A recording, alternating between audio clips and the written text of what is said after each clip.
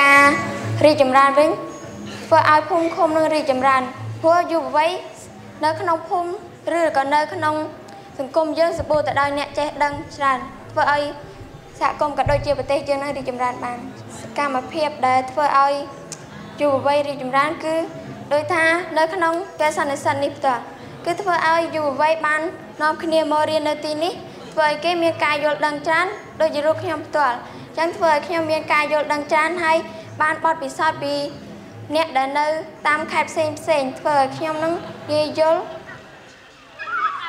And what we learn is how to strengthen our qualities and how to bring everybody with us, other youth as well with us, and how we are going to work together on the path of service. Bendeki en büyük gelişmelerden biri de ya da algıladığım şeylerden biri de bu hizmet yolu kavramı ve birlikte hizmet yolu aslında. Yani hani bazen şey gibi düşünebiliyoruz, bireysel olarak evet hizmetler yapıyoruz ama bu bence bu dünyada yapılmasının sebebi gruplar halinde bir şeyler yapmak ve başarmak. Ve aslında en önemli öğrendiğim şeylerden biri sürekli bir öğrenme halinde. एक उदाहरण के तौर में ऐसा भी होता है कि अगर हम एक लकड़ी है, एक लकड़ी आसानी से टूट जाती है, अगर उसमें से 5-6 लकड़ी हो तो हमें तोड़ना मुश्किल हो जाता है। वैसे अगर हम कहीं अकेले जाते हैं तो हमारे लिए मुश्किल हो जाता है। अगर हम 5-6 लोग साथ में जाए तो वो उसी लकड़ी के जैसा मजबूत हो जाएगा। अनि यो आफ्नो यो 3 दिने युथ कन्फरेन्समा के सिक्यौं अनि यो गएर सबै आफूले जे सिक्यौं त्यो बाँड्ने किनकि जति आफूले सिकेको कुरा जति बाँड्यो त्यति नै वर्ष खेर जाँदैन त्यसैले त्यहाँ गएर त्यहाँको मानिस सानोदेखि लिएर वृद्धसम्म आफूले सिकेको अनि आफूले जतिवटा त्यहाँबाट ग्रुप आएको थियौँ तिनीहरू सब गएर तिनीहरूलाई भन्ने अनि त्यो सानोदेखि लिएर ठुलो मानिससम्म पनि सबै एउटा सानो हामीले जो सिकेको सानोभन्दा सानो शिक्षा प्रदान गरेर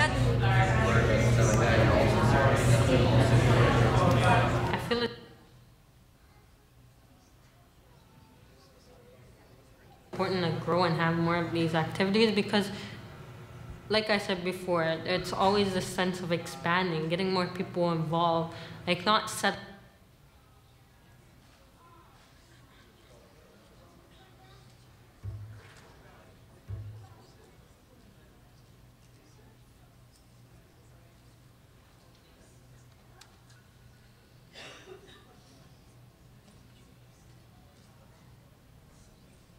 Please excuse the technical difficulties. We're trying to get the subtitles up so everybody could understand what's going on.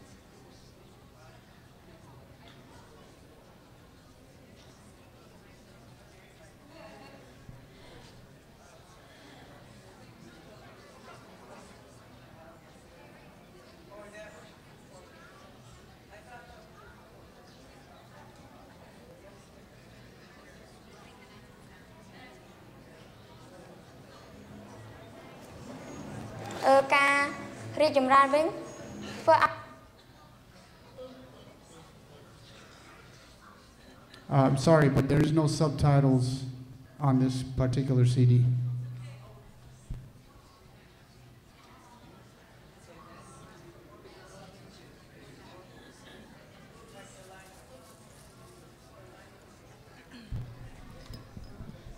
Get the lights.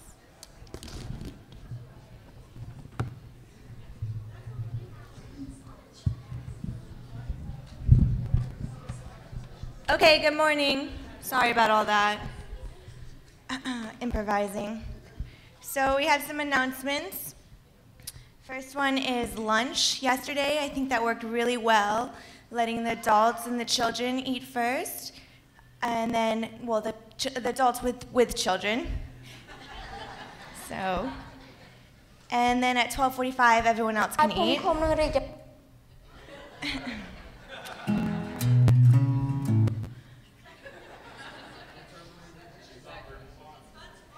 Yeah.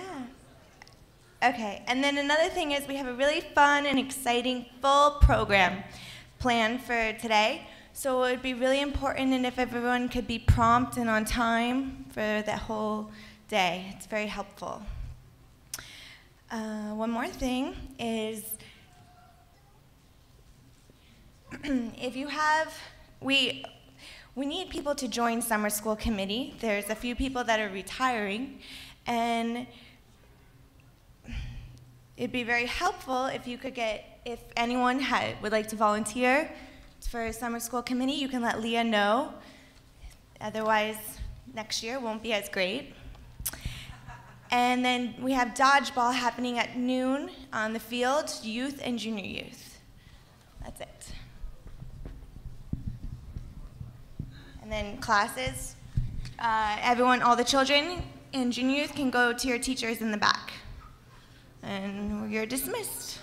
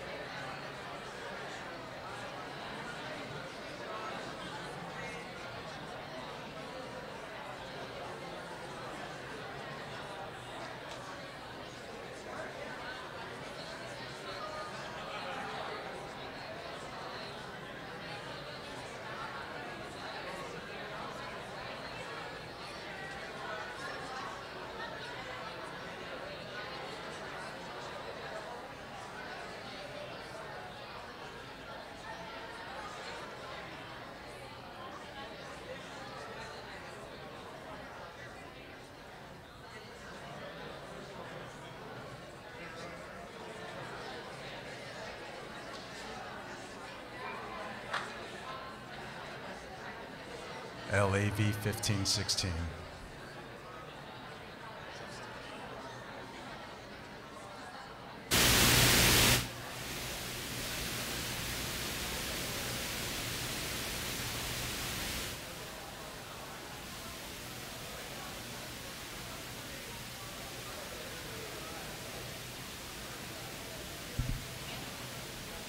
Nate, don't worry about it. Just use the wireless for that. Oh yeah. Is this one on? Yeah. We still have about a minute or two, so I'll just stand here looking at you all.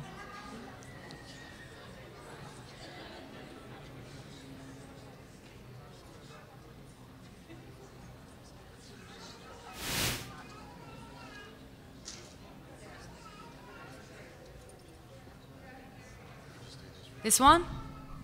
This one? This one? It would help if I had my glasses to see what you're pointing.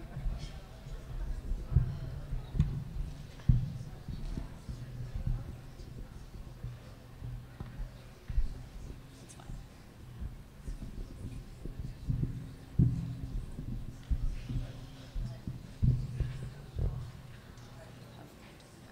That's what Dr. Walker was. Okay, beautiful. I'm just going to keep this one aside here just to pick up a little more sound just in case. Okay.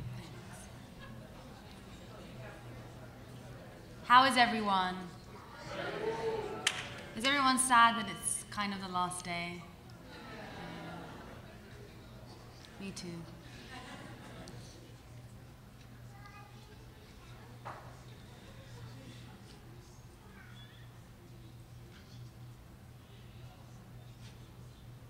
Oh. You want me to talk? I have to wait like a minute. Sing a song. Oh, yeah, let's actually sing a song. Should everyone get on their feet and sing a song? Yeah, let's do that. Everyone on their feet. Don't get too excited, okay? I have a really bad singing voice, and this is not a good idea. Does anyone want to come volunteer to sing with me, by any chance? Yeah? What song should we sing? Oh, there's a singer. Yeah! Is that okay? Sorry, daughters. There we go. My daughters are embarrassed, so sorry, daughters. Okay, do you guys know To Be a Baha'i? It's kind of a call and response, so it's easy. To be a Baha'i. To be a Baha'i means to love all the world. is to love all the world. To love humanity. To love humanity and try to serve it. and try to serve it. Oops, here I get in front of a stage fright. To work for universal peace and universal brotherhood.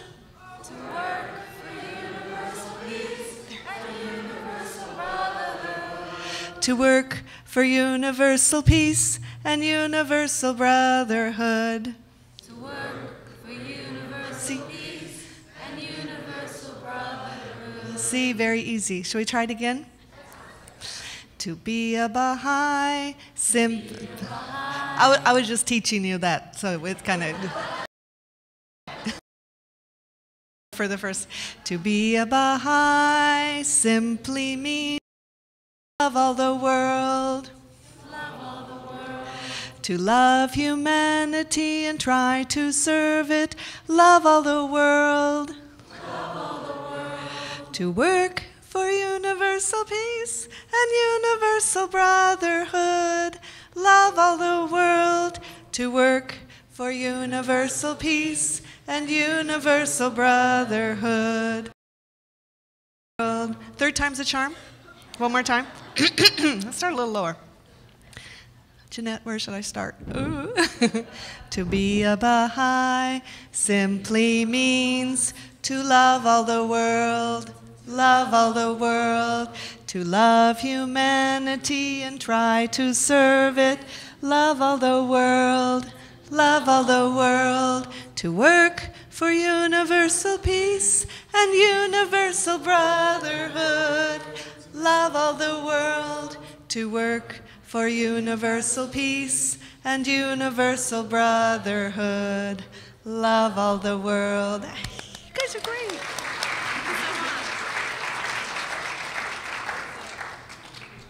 Thank you. So friends, the past 2 days we've had the pleasure of Dr. Walker talking to us about the topic of building a divine civilization. I won't test you on the subtopics again today, because I don't think it's... so please welcome to the stage Dr. Penny Walker.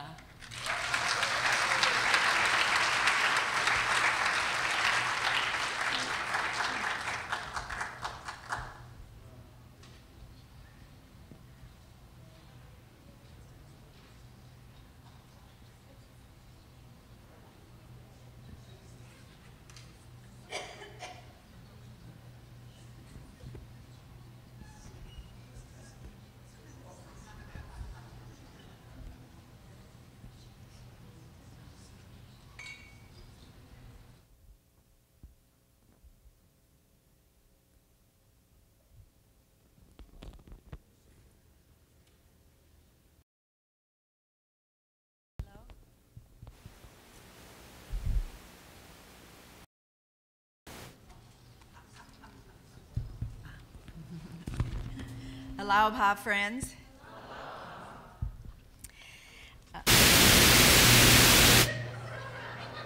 Did I do that? So, did you all enjoy the talent show last night? I think it's what in the old days we would call a real variety show, right? It was a real variety show, yes. And I was very happy to see how some of the young, some of the children, the young ones, are studying music and dance, and you know, there's so much written about the arts in the faith. And if any of you parents of those children don't have that compilation on the arts that was released by the House of Justice that its research department had compiled, I really suggest that you get it, because it's such an inspiration for the young people to persist and to persevere in their study of the arts, music, dance, and painting, writing. There's beautiful quotes about all of those aspects of the arts, which are so important. Just a couple of announcements that I'm going to make. One is that I hope you've been enjoying the group sessions, group discussion sessions after the break. And one of the reasons we haven't sort of had an open question and answer session is because we have the small group discussions, and we felt that people would probably be more comfortable in smaller groups and have more of a chance to participate, which is really, of course, what our whole plan is about, is trying to engender more participation, more reflection. And I've had a chance to go around to all the groups virtually. I have one more today. And I think the participation has been really good, and I think you'll have another good session today. If possible, I'll try to finish a little bit early. Yesterday we went a little bit late to try to cover all of the quotations, and which means as much as we want a lot of participation, each of us also has to be a little bit disciplined to keep our remarks not, somewhat brief, not too long, to give more people a chance, and also so that you can finish the material. But beyond that, we also thought that for tomorrow morning, I'll have some remarks to make near the end of the morning, but at the beginning, we thought it might be useful if friends had some lingering questions or comments they wanted to share, that if they could sort of submit them forward. And Leah has said there's going to be a way to text them, and also if you can't do that, there'll be paper and pencil outside if you want to write down a question. If we see a few of the similar types coming up, maybe we can discuss it tomorrow morning. You don't have to put your name on it or anything. It can be completely anonymous. And we won't be able to deal with all of them, and I'm not going to be up here answering all the questions. We have so many knowledgeable people here in the room, and I'm sure we'll have a lot of good perspectives and thoughts. But anyway, we'll just change that format a little bit, and then after that I'll have some additional remarks. So just wanted to let you know about that. All right. Oh, wow. This is a big one.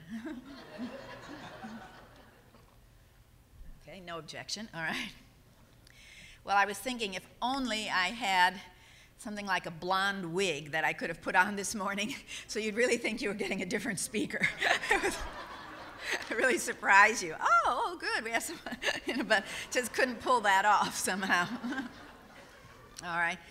Now, apparently there are some friends here who weren't able to come on Thursday and Friday, and I think probably from the topics and from your own familiarity with the overall theme of building a divine civilization, you know that on the first day we really were discussing the vision of Baha'u'llah and for the whole civilization that we are striving to build, the spiritualized civilization, the world order of Baha'u'llah, and the vision, of course, conveyed to us by Abdu'l-Baha and so many of his writings, particularly the Tablets of the Divine Plan, which the Guardian said is the design for the grand design for the spiritual conquest of the planet, Will and Testament of Abdu'l-Baha for our administrative order, and then we focused a great deal on the world order letters from Shoghi Effendi, which really gave the broad outlines of the principles and structures and character of this world civilization that we're working on, and of course the plans that he started setting in motion to help us systematically work toward that vision. And more recently, the plans of the Universal House of Justice that are gradually bringing this vision of a spiritualized civilization into more focus and what's needed to be able to achieve that. And yesterday, discussing then more about the current 5-year plan work that we're doing, which we call the current enterprise, and in particular, the framework for action that we are implementing and striving to implement in cluster after cluster, with a goal in this plan of having a program of growth underway, programs of growth at various levels of intensity in 5,000 clusters. And as you know, as of the Rizwan 2014 message, we have achieved that in about 3,000 clusters. And I think another point that was very important that we talked about was that everybody has a part to play, but we have to have our efforts integrated into one forward movement. Following the guidance of the Universal House of Justice, we're working from one common blueprint. So in addition to those few remarks, I wanted to have a film shown from the youth conference, a short film, and I hope we'll see the subtitles because the entire thing is in Spanish. So those of you who are in Spanish who are Spanish speakers can check the translation, but I'm told it's very accurate. I know sometimes, friends are not very keen to have to read subtitles and so on. First of all, it gives you a little bit of more of an impetus to work on this divine civilization, because one of these days we'll have an international auxiliary language. But beyond that, the young people who have sat through subtitles with elf language and the Lord of the Rings, or subtitles for the Avatar film, they can probably manage this as well, okay? Now, so Human, if you can, what this is, it's one of the clips from the number of short films that were prepared coming out of the 114 youth conferences, released by the World Center, sent to all the National Spiritual Assemblies. It's called To Serve Humanity is the overall title of the DVD. And this extract is Building a New Civilization. And we'll be listening to, this is a conference that took place in Ecuador, and we'll be listening to mainly one young man kind of describing this process. And I felt that he does such a good job, and really better than I could. So I hope you'll be able to understand this, and we'll talk about it a little later. Human, is it Human that's up there? I'm not sure. You can start it now, please.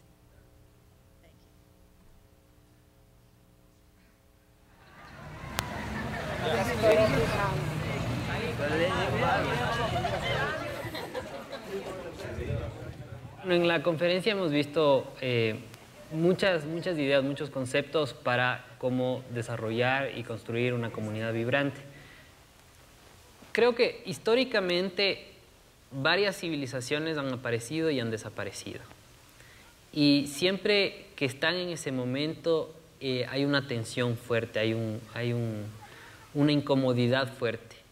Esa incomodidad también hace que la gente comience a pensar de forma diferente y esa incomodidad también permite que la gente vea la posibilidad de que podría haber una civilización diferente.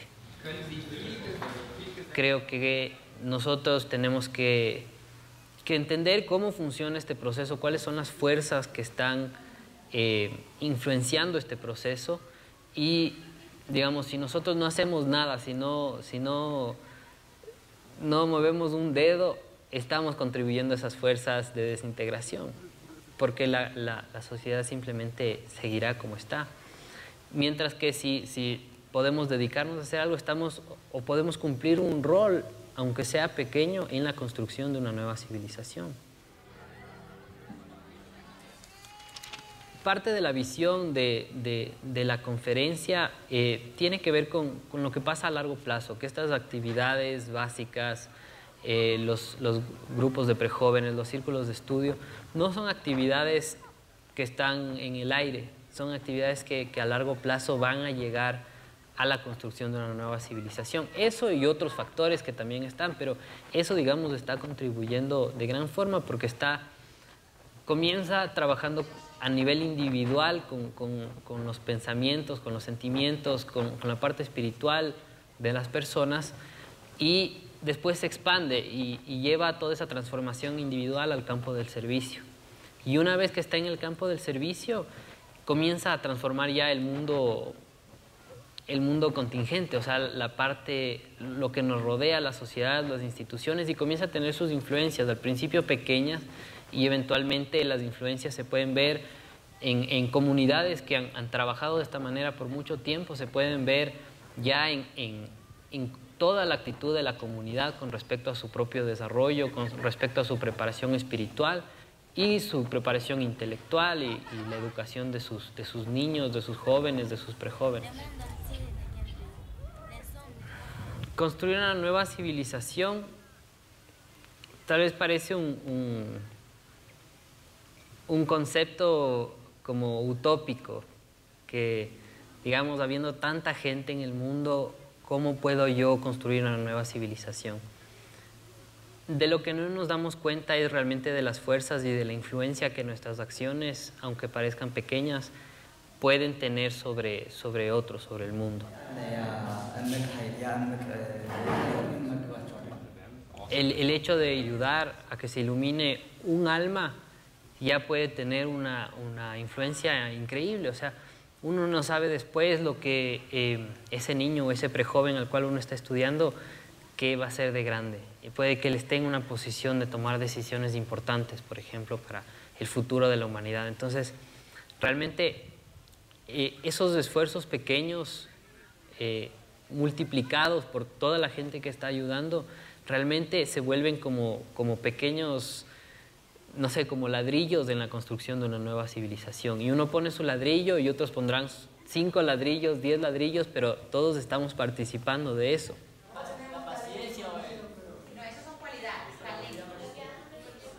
Ahora, lo importante es tener el plan de la construcción, porque si no podemos estar poniendo ladrillos donde sea sin saber lo que estamos haciendo. Y ese plan viene de la Casa Universal de Justicia y ese plan viene de los escritos. Y nosotros tenemos la oportunidad de conocer ese plan y por lo tanto tenemos la responsabilidad de esforzarnos por ponerlo en práctica. Es importante la preparación espiritual de las personas, tanto como la material. Nosotros como que tenemos que abrir el camino para esa transformación.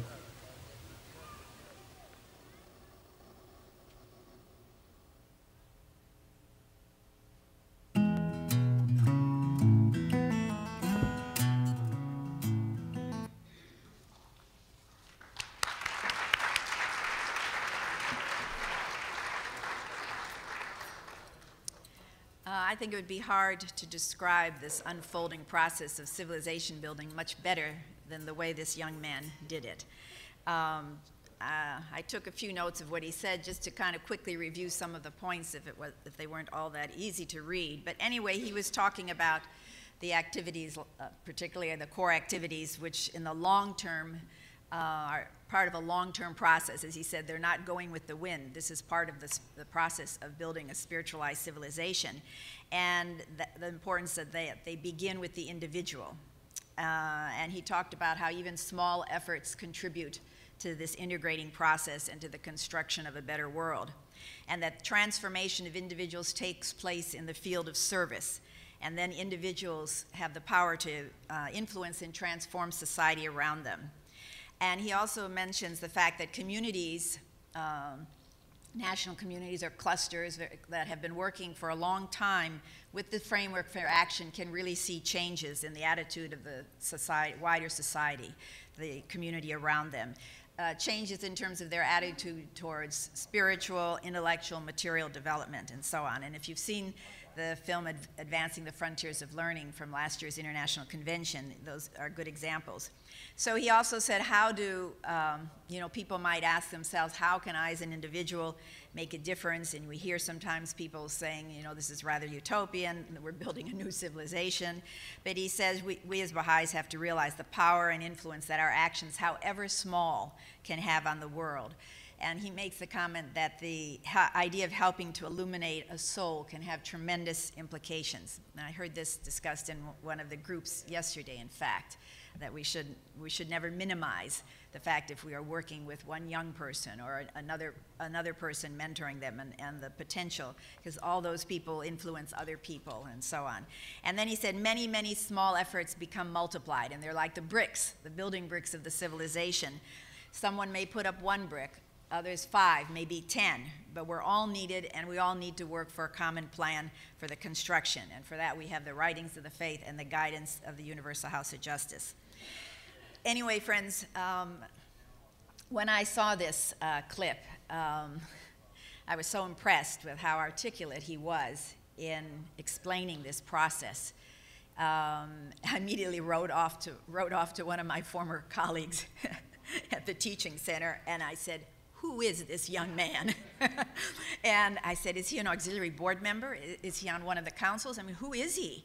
And yeah.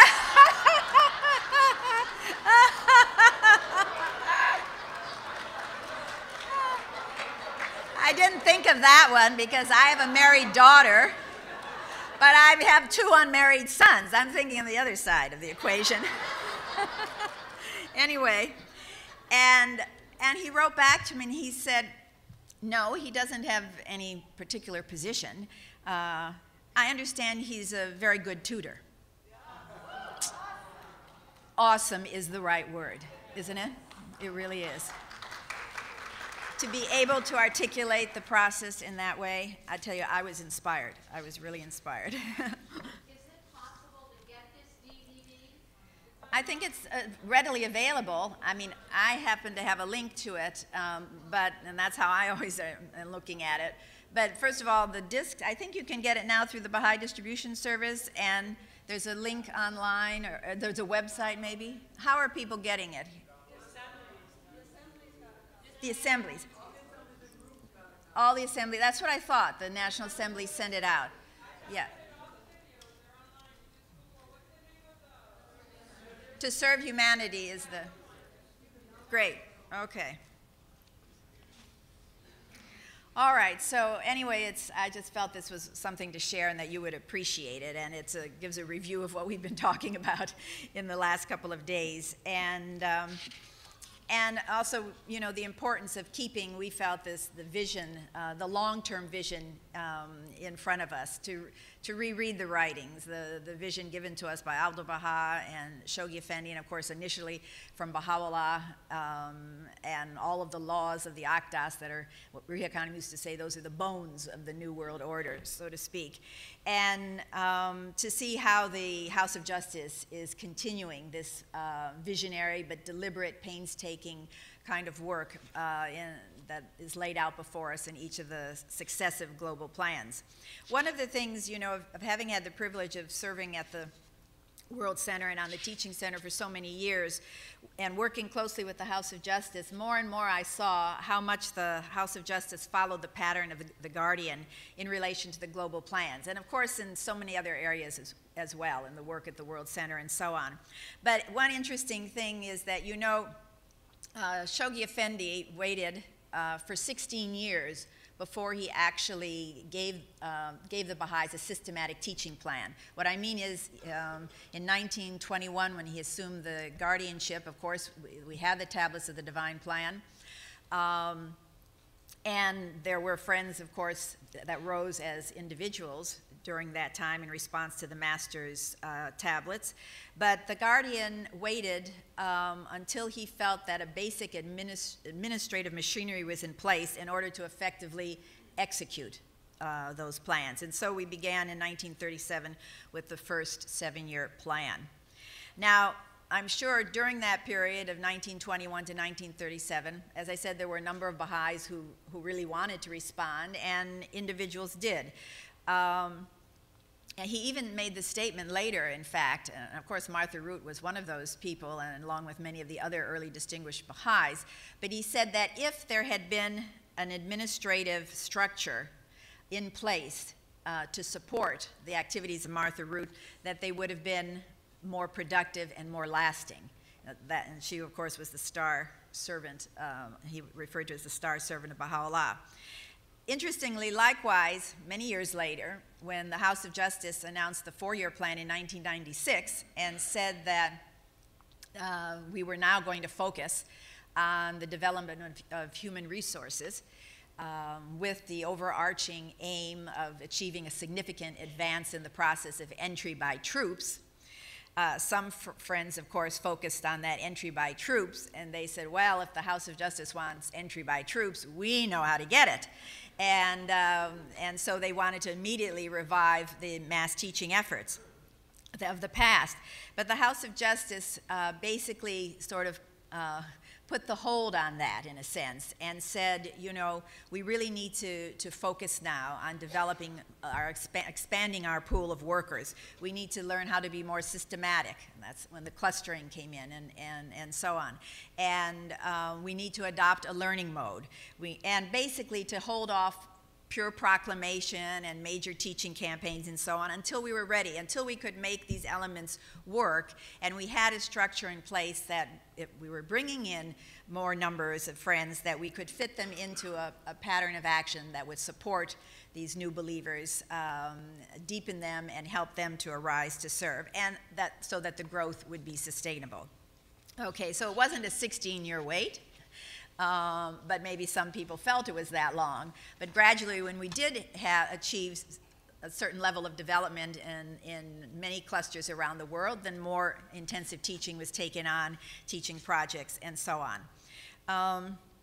Now, the reason I'm calling this particular talk, which has to do with the individual and the plan, our inestimable bounty, goes back to something that we discussed on Thursday, and a quotation that I shared. Well, first of all, I was referring to how the Guardian explained that Baha'u'llah had given the chance, had offered the opportunity to the kings and rulers of the world to establish the most great peace in their time. And we discussed that a bit. They had the power and authority to do it, and he explained, you know, how that could be done. Of course, they all rejected that offer, and in the tablet to Queen Victoria, Baha'u'llah said, now that you have refused the most great peace, hold ye unto the lesser peace, all right? Hold ye fast unto the lesser peace. And some years later, the House of Justice referred to that particular tablet and what had happened in the 19th century with the tablets to the kings. And they said this, they said, the mighty ones of the world rejected the call of Baha'u'llah, and it is now upon us ordinary men and women that he has conferred the inestimable bounty of establishing the kingdom of God on earth. And the next line after that was, service to God and his cause is at the heart of the life of every true believer. And of course, that's what we all feel. That is at the heart of the life of every Baha'i, service to God and his cause. So all of the plans and all of the processes around the world that we're engaged in ultimately depend on what? Yes, the efforts of individuals, on you and me as teachers and servants of the cause. Now, whatever method, and I said, I wanted to discuss a little bit about teaching and some of the more recent insights from the House and guidance in this area. Whatever mode or method of teaching that we feel we do the best at, and that where we feel we can serve, whether it's hosting a fireside, giving a fireside, making a home visit, participating in a neighborhood teaching campaign, or discussing the faith around the water cooler at work, taking someone out for a coffee to talk about the Baha'i faith, whatever it is. From what I've drawn, this is my understanding from recent messages of the House, there are a few things to keep in mind. And one of them is, because the House has commended us for doing this, so let's keep it up, The House has a way of doing this, really praising what we've been doing. We've just sort of started doing it, but it's a message to say, keep doing that, okay? So the House of Justice has commended us that we are bringing people in touch with the person and revelation of Baha'u'llah. That in our teaching work, we are letting people know, we are making them aware of the fact of the message and revelation, the revelation of Baha'u'llah and his role as a redeemer of mankind. A second thing is that we now know, in terms of this integrating process for growth and development and spiritualization, is to connect our seekers, connect our friends with the core activities, which brings them in direct contact with the creative word of God, whether it's devotional meetings or study circles, the children through the children's classes, junior youth, and so on, but to connect them with the core activities. The pattern of activity that the House of Justice says is the foundation for the new spiritualized civilization we're building. And thirdly, a very important concept discussed quite a bit in the Rizwan 2010 message is the fact of accompanying these friends, accompanying them, the seekers and then new believers, until they feel ownership of the faith themselves. Really, until they help us, they sort of start rolling up their sleeves and helping us build this new world order. So these are three things I think to keep in mind. And so, I was I was interested in one of the groups yesterday, how one friend talked about how they had started a choir in their area as a way to reach out and make contact and association with people. And because we all have to meet more people, and we all have to find ways to engage with humanity. If we're only with Baha'is all the time, who is there to teach, okay? So I thought this was a lovely idea, but in particular what struck me was that they would begin their choir practices with devotions, with the writings of Baha'u'llah, prayers and readings from the writings. And it's through this process, through both that spiritual atmosphere, exposure to the creative word, and of course to the loving fellowship of the friends, that participants in this activity became Baha'is. So I thought that was very good in terms of integrating what we're trying to do. Someone talked about a race unity activity that they had. And of course, we used to do those kinds of things, which were sort of basically proclamation for a long time and building relationships and so on, but sometimes they would never go beyond that. And now friends are seeing that even though not everybody there is going to be interested, and you don't have to feel that you have to sort of announce it to everybody, there are going to be souls participating in these kinds of gatherings that Baha'is offer who would really like to go a step beyond, who would like to have an invitation to a devotional meeting, who would like to maybe from the devotional meeting go to a study circle, or start out by studying holy writings and, of a faith and so on, a faith that teaches and has principles that are not in anybody else's scriptures, really. So this is all part of this process of integrating our efforts and creating this movement forward toward a spiritualized society and building this tapestry of community life. I wanted to just share a passage from the 28 December 2010 message, which of course is sort of the charter document for this plan. And it's paragraph 15 on page 6, which has many points about the teaching work that the House of Justice is trying to remind us about. Let's not lose sight of this, it says, in a number of things. Let's not lose sight of the remarkable receptivity that Friends have found, nay, eager expectation that awaited them in some of their contacts and in their teaching campaigns. But this one point I just wanted to repeat. It says, let them not forget the lessons of the past, which left no doubt that a relatively small band of active supporters of the cause, no matter how resourceful, no matter how consecrated, cannot attend to the needs of communities comprising hundreds, much less thousands, of men, women, and children. And that is why we are still working on constantly developing, expanding our associations, trying to bring Friends into the Institute process, give them a chance to serve humanity. The whole effort of raising human resources is going to go on for a long, long time. Because there are so many instances, friends, I don't have enough time to tell you the examples where people have come to the Baha'is literally begging for what we have to offer. In a major city, the Baha'is offer a junior youth program. They're given permission to offer the program in the community center in that neighborhood, all right? And they're so happy with it that the head of that center contacts the head of the community centers of that urban area and comes back to the Baha'is and said, we love this program. Could you do it at the rest of our centers? And he said, well, how many are those? About 100. Are we ready? You see, this is the thing, friends. We can't do it without more human resources, all right?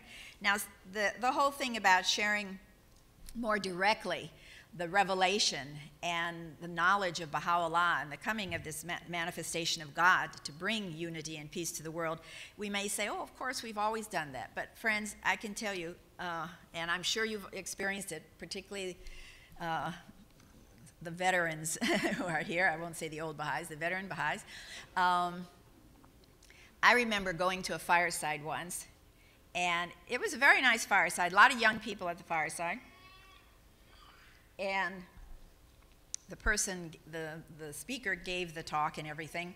And at the end of the fireside, this little hand went up like this, all right? Do Baha'is believe in God? That had not come through. Because the whole time, the person was speaking about, this, we have all this spiritual potential, and we da-da-da-da-da-da. It was always talking around it. I don't think Baha'u'llah's name was ever mentioned. It was the faith, the faith, the faith, faith. And so this person never kind of grasped what were a few essential points. I want to share with you a story.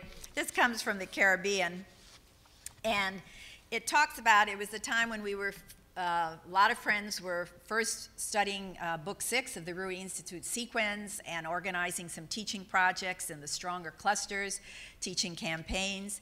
And many had studied the concepts in what was then referred to as Anna's presentation and trying to become a little bit more direct and very systematic in the presentation of concepts, as is in that presentation, and making home visits, all of these things. Okay, so one pair of Baha'is, a woman, a mature woman, and a young fellow, decided to visit a seeker who had been attending activities for about 20 years. Now, do any of you have seekers like that? I can tell you I had one in Kathmandu that I had been nurturing for about 20 years, a Tibetan young man who had been in an English class I was teaching, and he was a very spiritual fellow. Of course, that's another interesting topic, spirituality versus receptivity, which is in Book 6 also. But anyway, he was a Tibetan Buddhist, and it's a rather close community. But the big surprise of my life was the fact that, unbeknownst to me, he went to New Delhi, to the Lotus Temple, to the Baha'i House of Worship in New Delhi, and took a group of 25 Tibetans, because they're all refugees. We have a lot of them in Nepal, 25 Tibetans to visit that house of worship. And the director of the house of worship, because I was secretary of the NSA, would always send back any comments made or anything to report on of people from our country that would be at the temple. And Nepalis love to go to temples, but these were Tibetan Buddhists. And the comment that my friend, Karmatashi, wrote, he said, this is the religion of the future. So he himself was still very tied to his community and the Dalai Lama, but he recognized, he saw the truth in it, and he saw that vision. Anyway, as I said, I had a contact for 20 years. So these friends went to visit this woman who had been going to activities for 20 years. And they arranged to give her, as this young man described, basically what was called Anna's presentation. After it, the woman said, "This is great." And then she asked if the Baha'is had changed their strategies. And the young man, the other woman was sort of praying as he was giving the presentation. He said, "We certainly have, because," and I'm quoting him, "because the condition of the world has become so critical that we must take these teachings directly and urgently to others." And the woman said, "It's about time."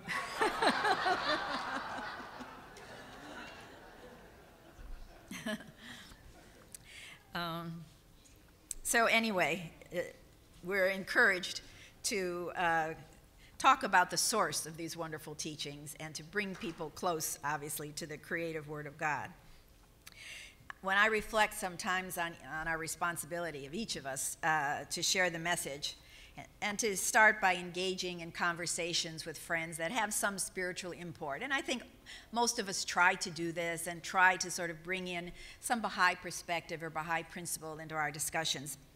I was reminded of something a Baha'i teacher said to us when we were attending a class at a summer school many years ago. And what he told us to close our eyes. He said, "Close your eyes and think about your life. And think about it, how you would feel if someone hadn't taught you the Baha'i faith. In other words, if you weren't a Baha'i." And you know, the response, it really sort of raised emotions because everyone felt so inspired. I mean, if that wouldn't sort of reach you and say how important it is to share this revelation with others, I don't think much would, because we all know how grateful we are to be a Baha'i in these days. And in the Dawnbreakers, Baha'u'llah said this to a new believer, and you may be familiar with this passage. He said, "Be thankful to God for having enabled you to recognize his cause.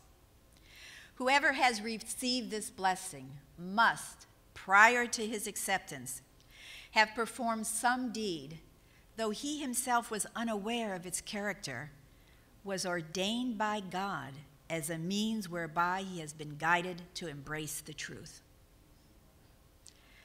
So friends, it seems maybe it's not by chance that we are Baha'is. We only have to live up to that trust.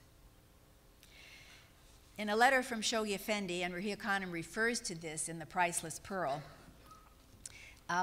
it's a letter through his secretary. You know, it says, Shoghi Effendi realizes the demands that are placed upon the Baha'is. He understands the idea of building a new civilization. He understands that the demands are very great, and he says that they may feel tired, frightened, inadequate to the tasks facing them, but that because of the desperate needs of the world, the Baha'is are called upon to fulfill a great responsibility. And he hoped they didn't think that he was putting pressure on them. And then it said, "There is no pressure other than the pressure of historical circumstances." And don't we have that now more than ever? The pressure of historical circumstances. We cannot watch the news for one day and not realize that the historical circumstances are moving forward, moving very rapidly, moving with great speed. We don't know what's going to happen tomorrow that can make a change in our world very suddenly. And what a blessing it is to be a Baha'i. And what a blessing it is to have the guidance from the Universal House of Justice, that continuing guidance through the head of our faith to help us understand what we need to do at this time in history. What is our task? What is the task before us in the lesser plan? excuse me, I know that you are all familiar with so many statements from Baha'u'llah, many in the gleanings, about the importance of teaching the cause. To assist me is to teach my cause. The pen of the Most High hath decreed and imposed upon everyone the obligation to teach his cause. And what usually follows then, of course, is the promise of divine assistance. And so we read things like, whoso openeth his lips to make mention of me in this day, the host of divine inspiration will descend upon him. And of course, we read those, we say those words, but do we believe it? Do we really believe it, that when we open our lips, the host of divine inspiration will descend upon us? I think all the great teachers of the faith truly believe that. And when you read the stories of Martha Root, what she said was, because she was a very shy, unassuming person, named a Hand of the Cause, one of the greatest teachers in Baha'i history and so on, who would approach the, people from the highest station and people from very modest station, and never hesitated.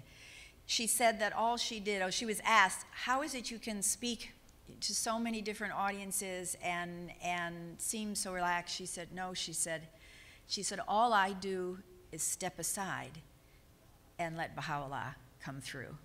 So in other words, she saw herself as an instrument. And she prayed and she developed a wonderful manner in terms of being able to share the message, as I said, with people from all strata of society.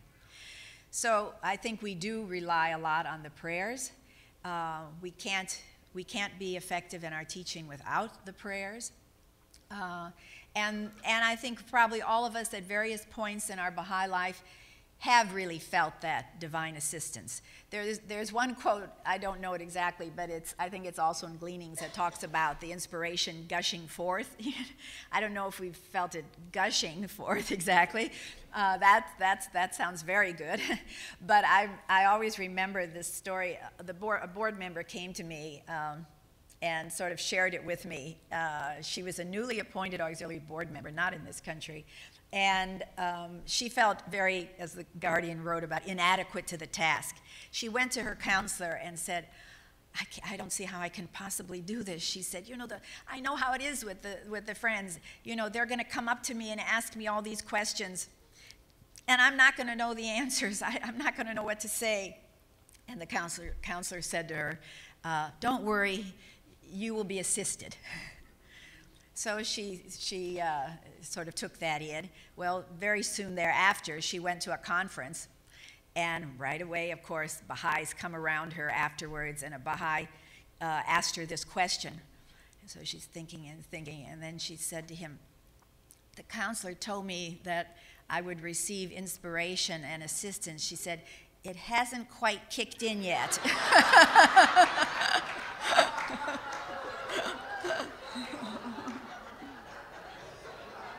Sometimes we felt that too, huh? We're just waiting for it to kick in. All right. Okay. So we're familiar with the wonderful quotations, as I said, from Baha'u'llah and Abdu'l-Baha about teaching. They're in our hearts, and we understand the privilege and the obligation.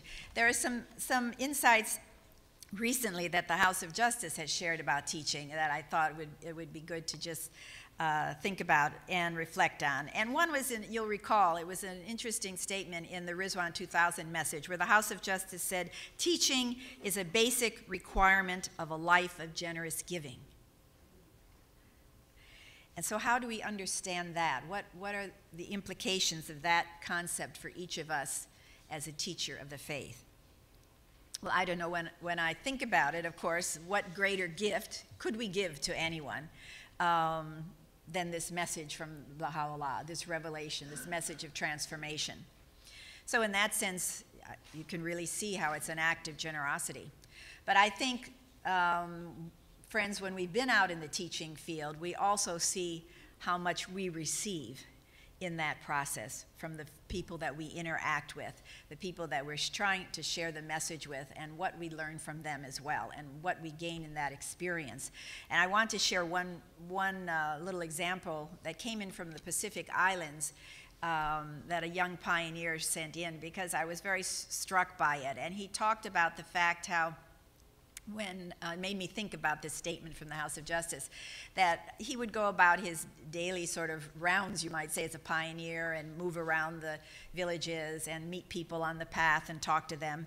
And one day there was a man that he was walking on the path with, and he was just an acquaintance, but from a village he knew, and he started telling him about the Baha'i faith. And he said to him, you know, he was explaining that the Baha'i faith is actually a renewal of religion. And it was a predominantly Christian area and so on. And this man responded and said, oh yes, this is not a new religion. I understand. This is the ancient path cleared of the debris of misunderstanding and prejudice. That's a Pacific Islander in the village, all right? And when you receive that as a response, you really think about teaching as a life of generous giving and what you are receiving in that process. It's a profound concept, I think, to reflect upon. Yeah, well, this is what this villager told this pioneer, and he communicated it in a report to a counselor and so on. The man said, oh yes, this is not a new religion, because he had told him how it's a renewal. He said, no, this is not a new religion. This is the ancient path, cleared of the debris of misunderstanding and prejudice. Profound. You know, we were talking about prejudice in the class yesterday, I believe, and different kinds of prejudice. And Rhea Khanum used to say that to her, what she saw coming up was a prejudice that was very upsetting to her, and that was the prejudice of the educated against the uneducated. Because she has found so much wisdom, which is a higher kind of capacity, spiritual capacity, and said, among many people who never had the opportunity for education. And so this was one that she wanted to bring to the attention of the Baha'is. Now I want to just touch on a few points about teaching, and these are just some of my thoughts. I'm going to sort of touch on about 5 points. One is, you know, sort of whom to teach. Who are we going to teach? And I just wondered, do you find that you sort of sift through your contacts ever? What I mean is, for example, you know, we have to be careful not to decide for people kind of in advance, not to give them kind of the chance to hear about the message and see if this is something that they want to pursue. But sometimes what happens is we say, oh, my neighbor? No. Very Christian, wouldn't be interested. My boss at work? Oh, affluent, rich. This is not the kind of group he would want to be with. No. My college roommate? Oh, very intellectual person. I just don't see that I could present this message to her. No. My sister, well, yes, she's wonderful, but you know, she's so busy. She has no time, okay? So once we've done this kind of sifting, who's left, all right? Gee, you know, we've sort of screened everybody out. Don't tell me you haven't done it, because I've done it myself, all right? I think we all have in different ways. And I'll tell you, just recently, I sort of did it in my mind before my husband and I went to a recent event. I think it sort of crossed my mind. And that was, we went to his university's 50th college reunion up in Connecticut, all right? And this was a reunion of students that were very, how should I say, accomplished people, okay? And there was a former senator, United States Attorney General, managing editor of the Washington Post, doctors, lawyers, CEOs, professors galore, okay? And plenty of wealth, all right? So that was the nature of the crowd, okay? We went for one day. And I've never been someone shy to try and bring in the faith or bring in the principles, but I didn't have high hopes for the group, let me put it that way, I'll be frank. But of course, the interesting thing was that one of the things they ask you at a 50th reunion when you're interacting at lunches and dinners and meeting friends and so on is, so what have you been doing for these last 50 years? Well, for 35 years, we've been in international service, and there's no way to talk about it without talking about the Baha'i faith. Do you know there was not a single person we talked to that wasn't really interested, that often wanted to know more, or they knew Baha'is and they were so impressed with them. You know, a woman who was a professor at the University of Maryland was chatting with my husband, and she said, "Oh, we have a Baha'i chair, and I know Dr. Bashuri, he's the most wonderful person." You know, this kind of response. A man I'm sitting next to at dinner, and he said, I need to find out more about this faith. He said, how do I? And I told him about Baha'i.org. Can I have your email? Yes. Another person that my husband hadn't seen in 50 years wrote him an email. He didn't get to talk to me. He said, my wife told me you're Baha'i, and I've been searching my whole life.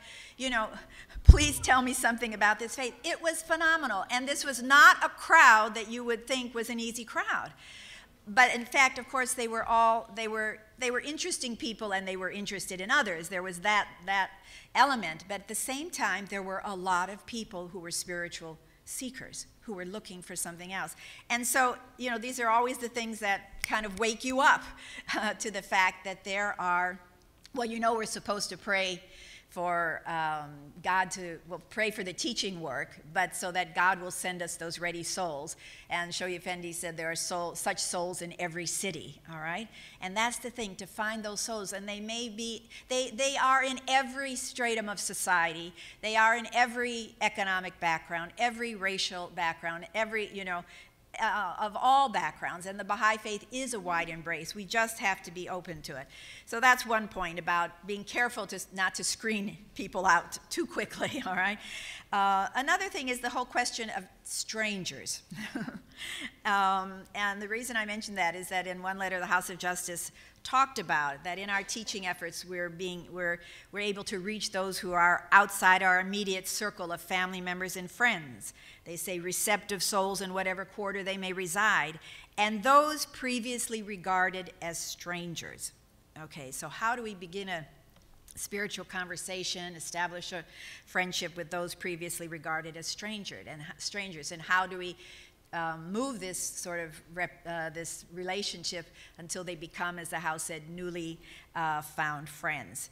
And I think sort of meeting up with strangers and talking to them about the faith comes more easily to some people than others, for sure. And I, you know, in my travels for the Teaching Center, I had so many stories of people talking about the teaching campaigns that they had participated in various parts of the world, and you know, going into people's houses that where they had never been before, and getting tremendous response, and people saying, you know, we were literally knocking on their door. I remember this one woman she was actually, I think, in Texas, someplace in the United States, but she was an immigrant from Liberia, and they knock on the door. They were actually trying to find someone else they were following up to someone who had come to some activity, and she heard them, and she said, "Who are you?" She was in an apartment down the way. They said, "Well, we're Baha'is. We're trying to find so-and-so." "You're Baha'is? Oh, I've been looking for you. I knew about you in Liberia. Where's your church here? I can't find," you know, this kind of thing. So, I mean, there were a lot of those stories. But they were always, you know, other people's stories. And then I had to go to Madrid to participate in an institute seminar.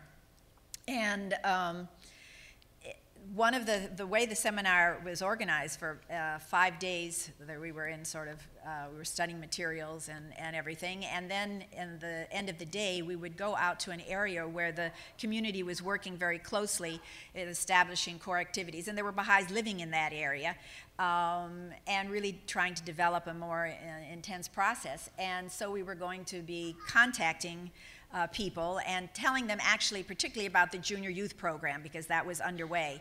And so I thought, oh, okay, now, and we were being taken on buses out to this area because we were someplace else. And I said to myself, well, there's no way I'm going to get out of this one. I'm the Teaching Center member, and I'm here, and so, okay, I've got to join one of these teams, you know.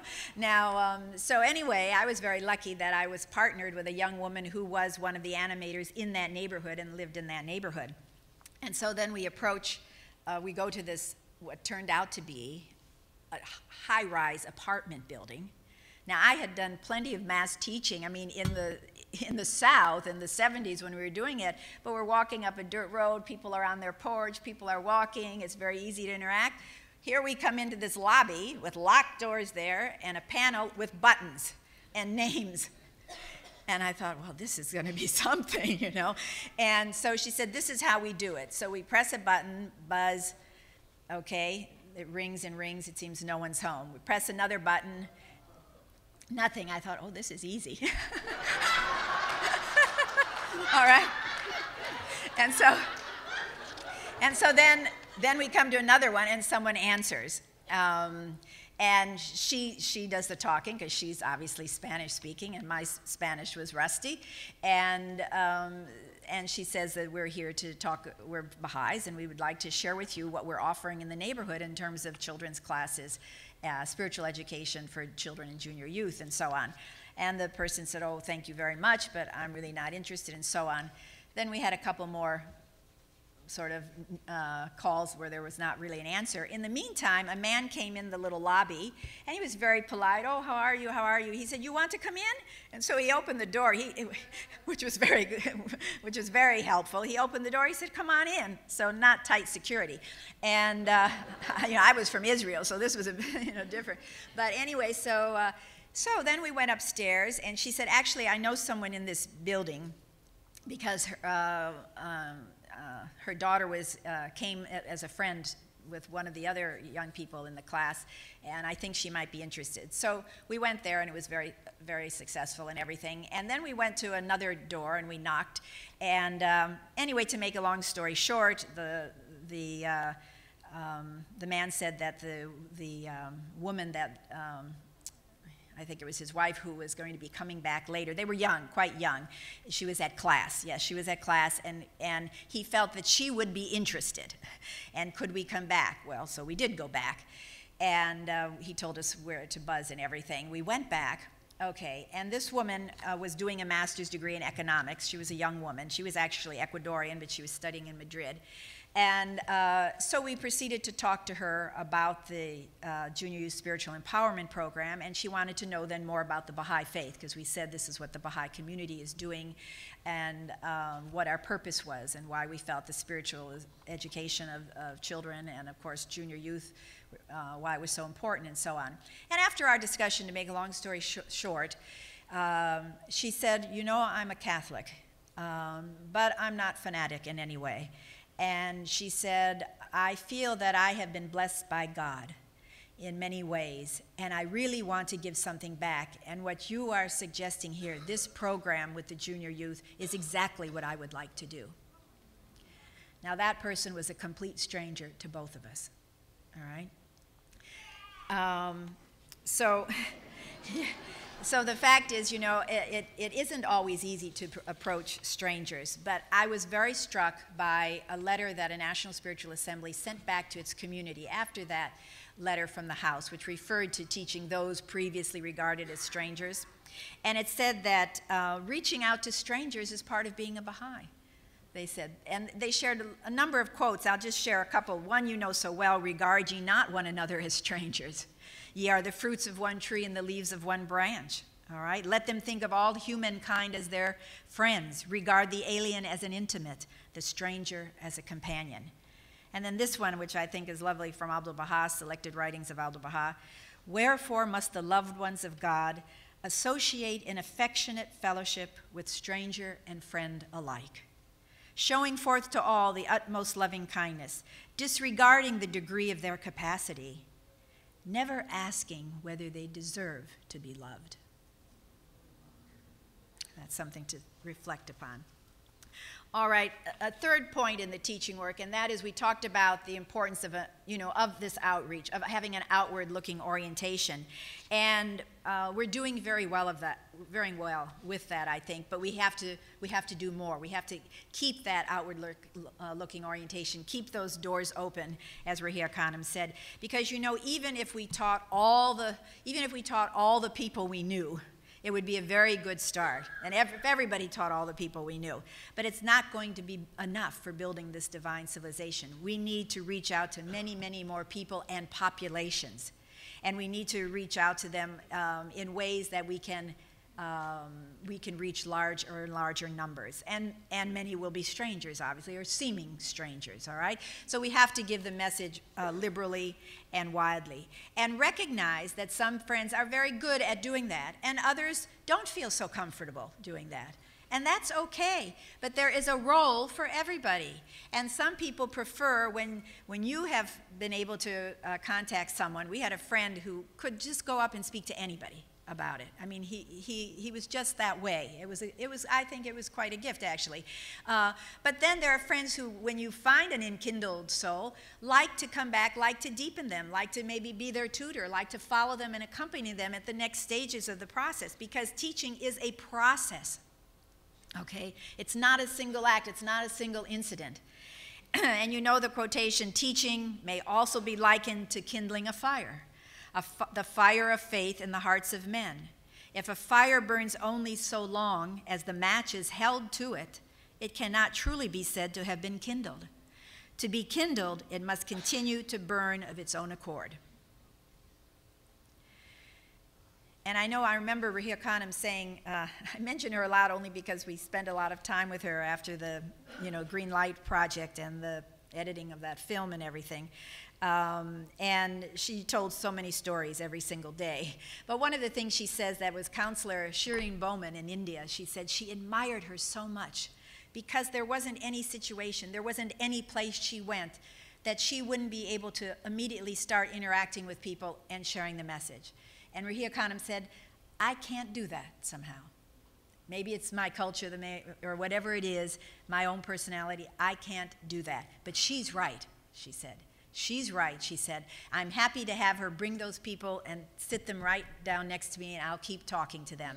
But she's right, and she's going to be blessed for that. So she appreciated that there are those who are unrestrained as the wind, as it says in the writings, and can do that, and that's a great service. But there's something for all of us to do. A fourth point, you might say, is everybody has a timing, I think. And I think we've seen that in our own teaching work. And the House of Justice has written about this, that particularly now that more and more people are involved in our activities and sharing sort of some of the load in terms of helping out with whether it's devotional meetings or children's classes, animating junior youth groups and so on, recognizing that they may not be Baha'is, but they're working with us in these various activities. And that, that when they associate with us and when they become more and more in contact with the revelation of Baha'u'llah, they actually begin to be on a path toward Baha'u'llah, toward this New World Order. And it's very possible, very likely in some cases, that they will become Baha'is along the way. But everyone has their own timing. And this was brought home to me from a Baha'i friend who was serving at the World Center, and she was from Singapore. And she said, I asked her how she became a Baha'i, and every Baha'i, I think, has a great story about that. It makes a nice fireside sometimes to hear how people became Baha'is. But she was telling me that she met some Baha'is and somehow she was invited to firesides, and she was a Roman Catholic, and she went to a few firesides, and she said, I don't know, she said, maybe because I was asking a lot of questions, and maybe they didn't think that I was really that, inclined or whatever. She said, after 2 or 3, they didn't call me again, and so she said, I didn't go back. 10 years later, she was at a seminar, a professional seminar, and one of the speakers was very impressive. She felt that she was very interested in what he had to say, and it turned out that she ended up sitting across him at lunch. And she said, she said, your concepts and your approach, she said, I really find very interesting, and I'm very attracted to some of the ideas that you shared, and I just wanted to get more background. And he said, well, my ideas, he said, all come from the Baha'i faith. He said, I'm a Baha'i. And he said, have you ever heard of the Baha'i faith? She said, well, yes, actually, years ago I went to some firesides. Well, this person invited her again, and 3 months later she became a Baha'i. Now, we can't say whether, if years before, whether the Baha'is had stuck with her, whether that would have been her time, but everybody has a timing, and she was somehow on a path to Baha'u'llah, and that's when she actually was able to pursue it. And a fourth point related to timing has to do with we need to be ready to accept a yes answer. Sometimes we're not so good at recognizing where people are on that path, all right? And we're very hesitant, okay? So it's always a balance. We obviously don't want to push people. They have their own timing, all right? Different circumstances in people's life.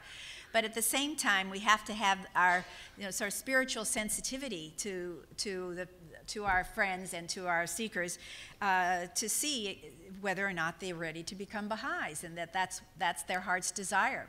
They're not expressing it. Years ago, when it was at the time when there was so much going on in London. It was one of it was really, I think, the first city on the European continent that made a huge sort of push forward in terms of the process of growth and in terms of the institute process and everything. And the former House of Justice member, Mr. Douglas Martin, went to London and was speaking to a lot of Baha'is. I mean, to a big audience, not just Baha'is, but to a big audience. Anyway, in advance of that, everyone knew he was going to be coming to the Baha'i Center and so on. There was, excuse me, there were a couple of Baha'is who were co-tutoring a study circle, and they discussed, do you think we should ask Peter, we'll say, Peter, to this talk of Mr. Martin, he might enjoy it, or do you think it might be too much? This kind of thing. And so anyway, they said, oh, let's ask him, because we don't know when this opportunity will come again. So anyway, they did, and so we'll say Goli, who was the one tutor, John, the other tutor, who was the good friend of Peter, who had asked him to the study circle, they all sat together in the row, and they're listening to Mr. Martin. Well, Mr. Martin was so excited about the developments in London and what had been happening, just in the last several months. He said, how many of you in this audience, and because it was open to Baha'is and their friends, how many of you in this audience became Baha'is just within the last 6 months? And Peter's hand goes up like this. Goli and John look over, and afterwards, during the coffee break or whatever, they say, do you consider yourself a Baha'i? Oh, yes, he said. They said, well, how did this happen? He said, well, I guess it was after about our second session of Rui Book 1. And there are so many of these stories, but anyway, they all say a lot to us, I think. And what Goli, who sent the report in, said, we wondered, how long would it have taken us to recognize that, in fact, Peter considered himself a Baha'i. All right. Another fifth point about our teaching work, just to keep in mind, and that is the importance of perseverance. And this is a word, if you scan Shoghi Effendi's writings, he uses that word perseverance quite a bit, and now the House is using it, courage, have courage, perseverance, and so on. And this applies not only to expansion and consolidation efforts, of course, I think, but probably to all our undertakings to persevere.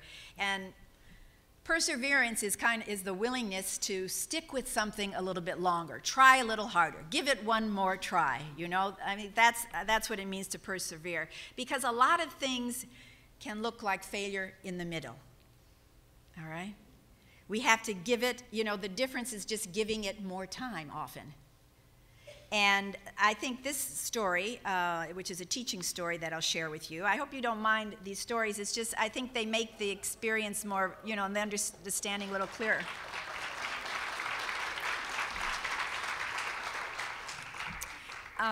Anyway, there was a Baha'i teacher, this is some years back, who met someone that he thought might be receptive to the cause. And he gave this seeker a book about the faith. Well, the seeker didn't read the book, in fact, gave it away, all right? But he had felt that the person was receptive.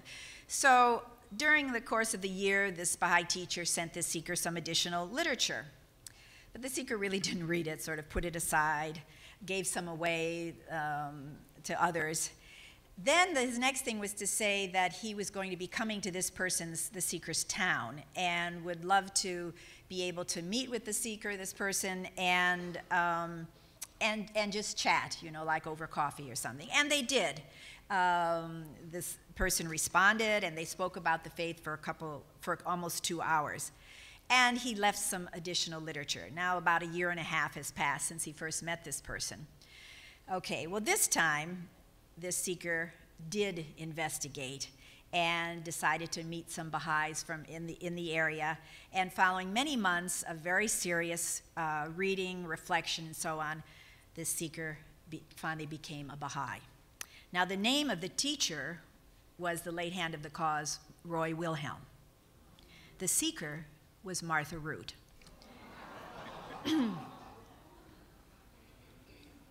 So the next time that you think someone is really not very interested, or you become disillusioned with the seeker not responding quickly enough or whatever, just remember who that seeker might potentially be. and perseverance, there's great value for it in our teaching work. I can say from our own personal experience that this friend in my husband's class in graduate school when we were in New York City, who, if he hadn't stuck with us, I don't know what the end result would have been. But in fact, he invited us to Baha'i activities for 6 months, and we never went to one. And finally, we said, you know, Mark is such a nice guy, we ought to go once. The rest is history. All right, now I said 5 points, but I'm going to just add one, and this is in deference to the late Knight of Baha'u'llah, Bill Foster. Did any of you know Bill Foster? Bill Foster, all right. And he was Knight of Baha'u'llah for Liberia.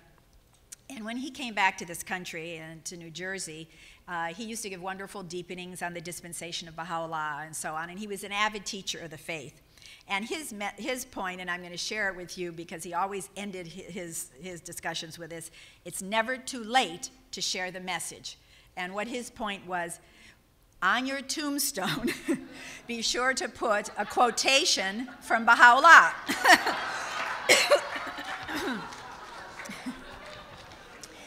And I'm going to tell you a little story about that.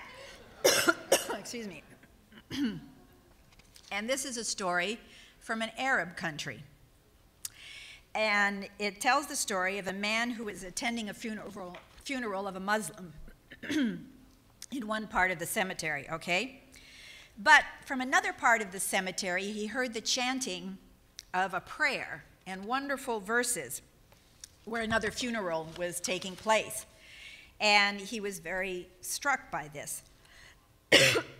Excuse me. Turn the wrong page here.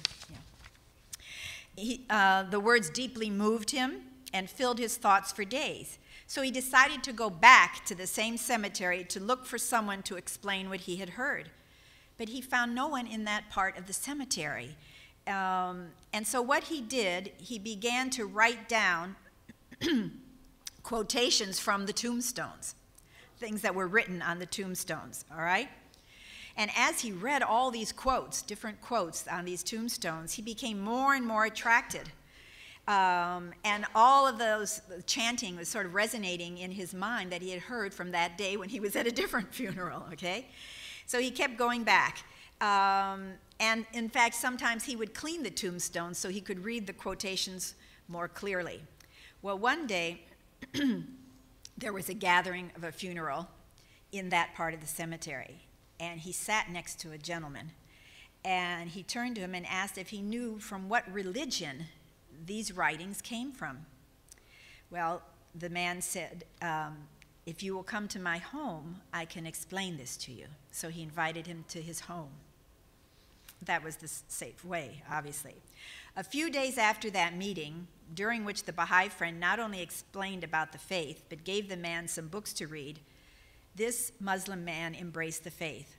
Now, 2 years later, he has completed the sequence of courses, has read many books from the Baha'i literature, and is one of the most active and devoted servants of Baha'u'llah in this Arab country.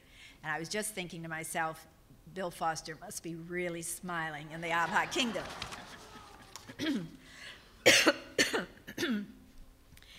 You know, Shoyi Effendi in Promised Day of Come said that there would be trials and tribulations that would continually afflict mankind in this transitional age. He said, because of the things it has done and the things it has left undone. And we would hate to think that one of the things left undone from our point of view as Baha'is would be the teaching work. Because we also know that Shoghi Effendi wrote that to the extent to which we were able to spread the message of Baha'u'llah and to bring people into the shelter of his covenant, the suffering that mankind would experience could be mitigated. It could be lessened, all right? So that was a heavy responsibility. And so many passages in letters written on behalf of the Guardian are about teaching, and to never let a day pass without teaching some soul. And as I said earlier, to pray, a lot of emphasis on prayer, obviously, to pray and to ask God to send you souls that are ready, and so on. Well, a dear Baha'i friend of ours decided to pray without fail daily, to say the teaching prayer for her region from the Tablets of Divine Plan without fail, because she just felt a bit isolated and was hoping that she would find more people, that some ready souls would be sent to her.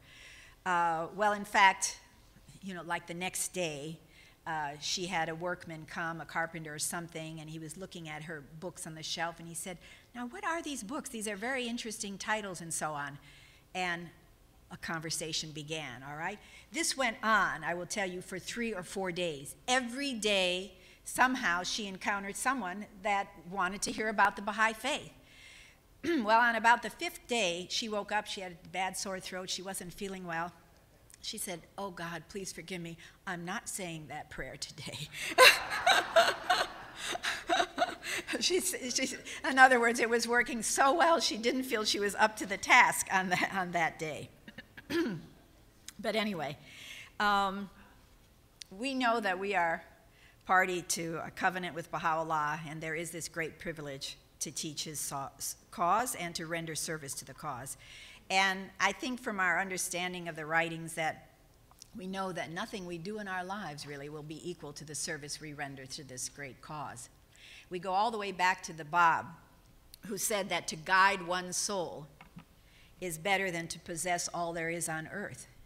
Reminds me of what the young man said about illuminating one's soul.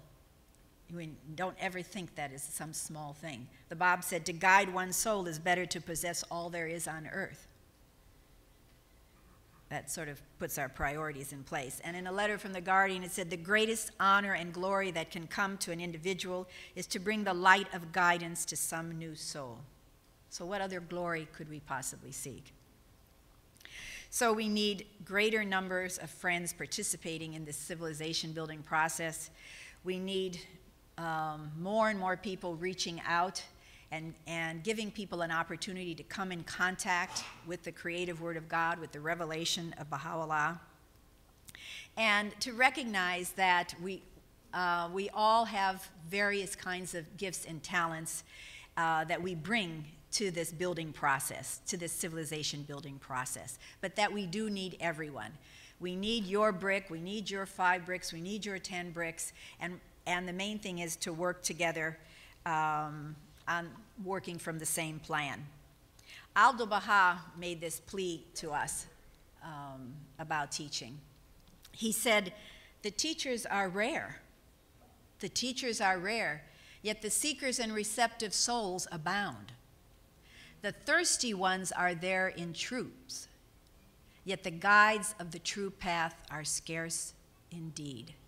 And so the cry is raised from every side, where are the teachers? Where are the teachers? So you know, summer school is a time for great fellowship. It's also a time for study and reflection.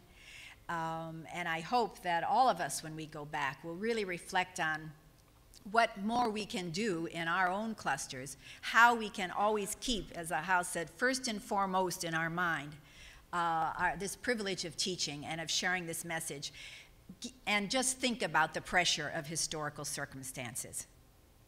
And know also that we have this promise that Abdu'l-Baha has given to each and every one of us. He said, the powers of the Abha kingdom are with you. Not for a moment are ye left alone. Not for a second are you left unto yourselves. Thank you.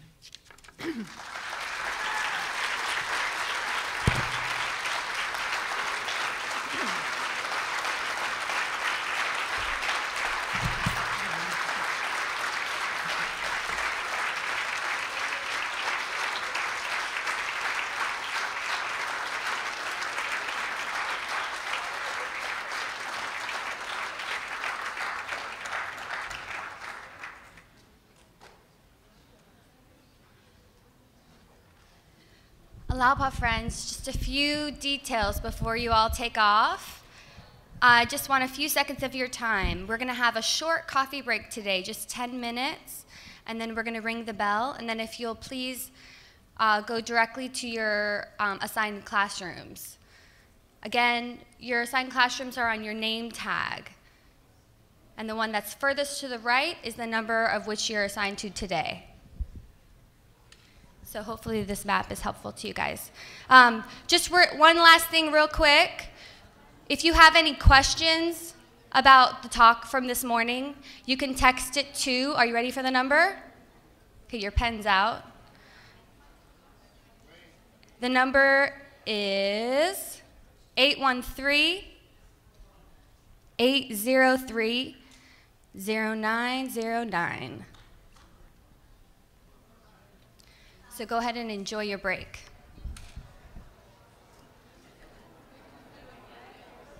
Again, the phone number is 813-803-0909.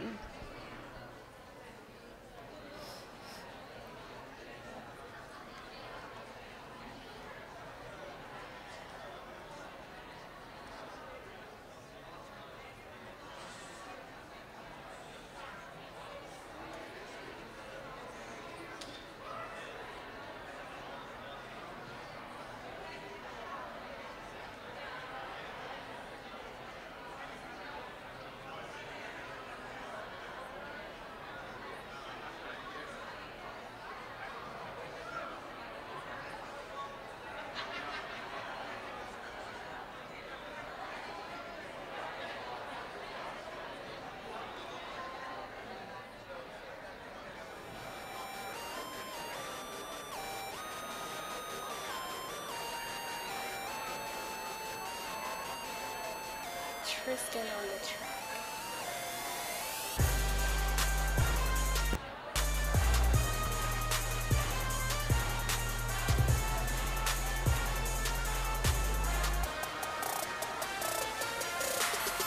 I have so much to say, I leave so much unsaid, but I have debts to pay, so I just hang my head, and I live that life, just to make that bread.